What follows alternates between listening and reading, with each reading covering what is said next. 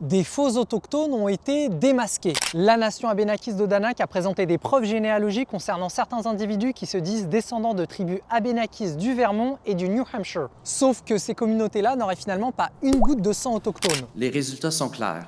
Et il y a un terme pour décrire ces imposteurs qui mentent sur leurs racines autochtones ou revendiquent une appartenance à ces peuples sans affiliation avérée. Les pretendians. Un phénomène de plus en plus visible sur les réseaux sociaux qui soulève des questions sur l'identité et la vérification historique. Ces gens-là sont super actifs sur les réseaux sociaux, puis ils génèrent des images tirées de l'intelligence artificielle pour créer des images de leur soi-disant culture.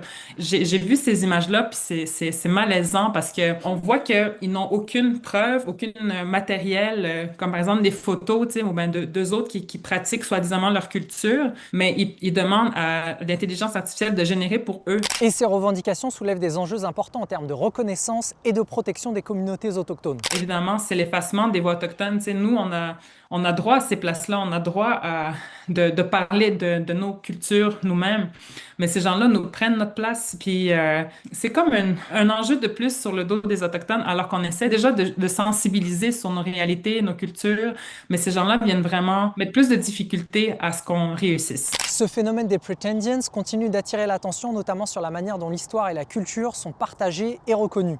Tiens, petite question, est-ce que ça te choque quelqu'un qui se revendique d'une culture mais qui n'est peut-être pas la sienne? Dis-le dans les commentaires.